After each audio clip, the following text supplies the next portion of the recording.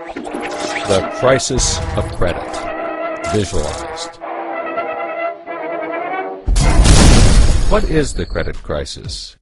It's a worldwide financial fiasco involving terms you've probably heard like subprime mortgages, collateralized debt obligations, frozen credit markets, and credit default swaps. Who's affected? Everyone. How did it happen? Here's how. The credit crisis brings two groups of people together, homeowners and investors. Homeowners represent their mortgages, and investors represent their money. These mortgages represent houses, and this money represents large institutions like pension funds, insurance companies, sovereign funds, mutual funds, etc. These groups are brought together through the financial system, a bunch of banks and brokers commonly known as Wall Street. While it may not seem like it, these banks on Wall Street are closely connected to these houses on Main Street. To understand how, let's start at the beginning. Years ago, the investors are sitting on their pile of money, looking for a good investment to turn into more money. Traditionally, they go to the U.S. Federal Reserve, where they buy treasury bills, believed to be the safest investment. But in the wake of the dot-com bust in September 11th, Federal Reserve Chairman Alan Greenspan lowers interest rates to only 1% to keep the economy strong. 1% is a very low return on investment, so the investors say, no thanks. On the flip side, this means banks on Wall Street can borrow from the Fed for only 1%. Add to that general surpluses from Japan, China, and the Middle East, and there's an abundance of cheap credit. This makes borrowing money easy for banks and causes them to go crazy with leverage. Leverage is borrowing money to amplify the outcome of a deal. Here's how it works. In a normal deal, someone with $10,000 buys a box for $10,000. He then sells it to someone else for $11,000. For a $1,000 profit, a good deal. But using leverage, someone with $10,000 would go borrow $990,000 more dollars, giving him $1 million in hand.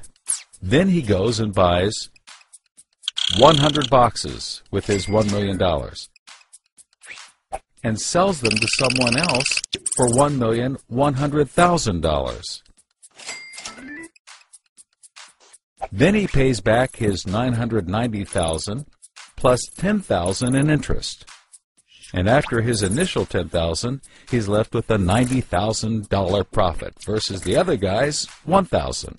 Leverage turns good deals into great deals. This is a major way banks make their money. So Wall Street takes out a ton of credit, makes great deals, and grows tremendously rich, and then pays it back.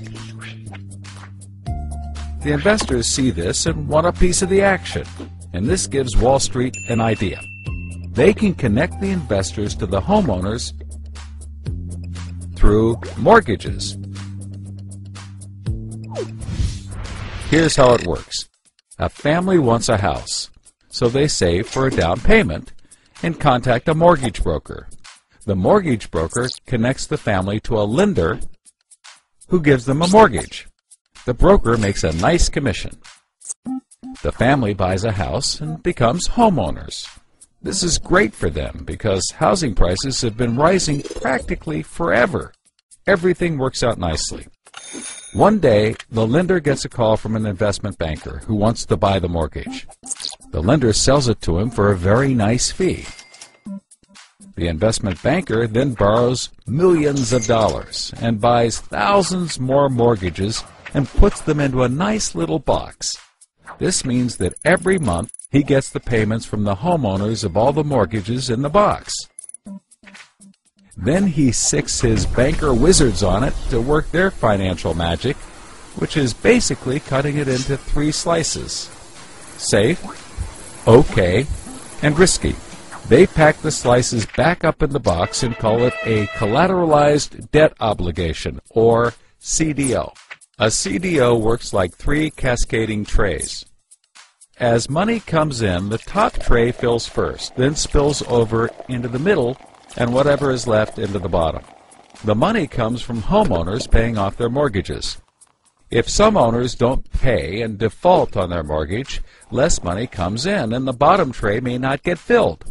This makes the bottom tray riskier, and the top tray safer. To compensate for the higher risk, the bottom tray receives a higher rate of return, while the top receives a lower, but still nice return. To make the top even safer, banks will insure it for a small fee, called a credit default swap. The banks do all of this work so that credit rating agencies will stamp the top slice as a safe, AAA rated investment, the highest, safest rating there is. The OK slice is BBB, still pretty good, and they don't bother to rate the risky slice. Because of the AAA rating, the investment banker can sell the safe slice to the investors who only want safe investments.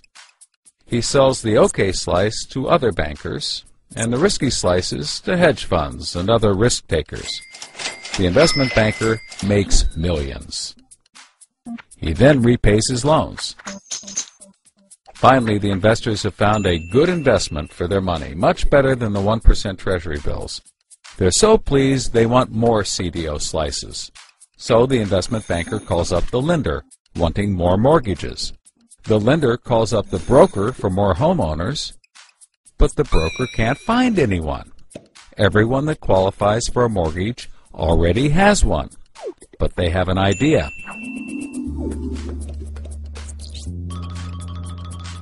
When homeowners default on their mortgage, the lender gets the house, and houses are always increasing in value.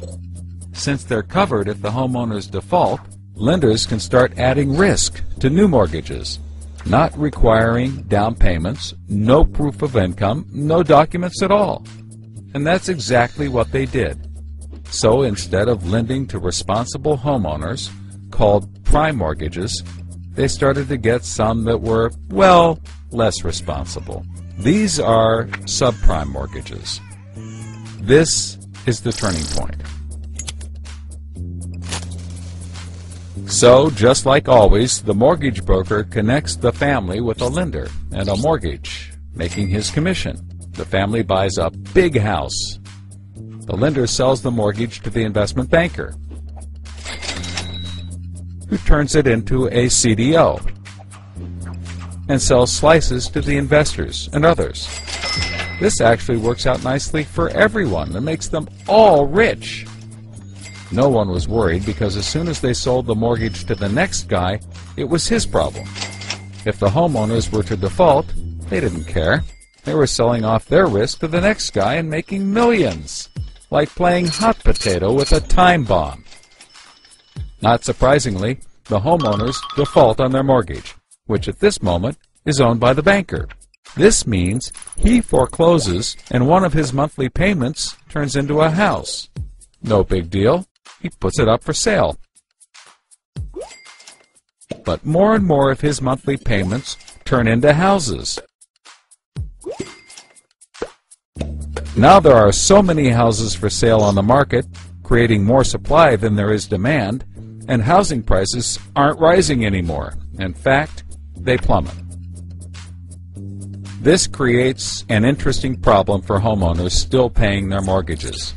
As all the houses in their neighborhood go up for sale, the value of their house goes down, and they start to wonder why they're paying back their $300,000 mortgage when the house is now worth only $90,000. They decide that it doesn't make sense to continue paying, even though they can afford to, and they walk away from their house. Default rates sweep the country, and prices plummet.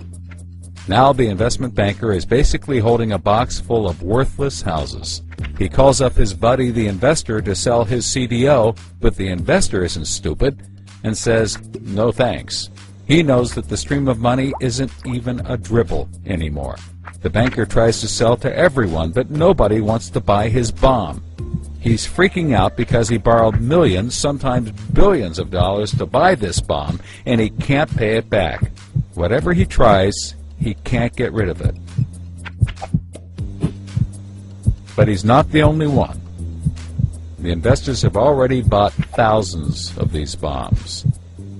The lender calls up trying to sell his mortgage, but the banker won't buy it, and the broker is out of work. The whole financial system is frozen, and things get dark.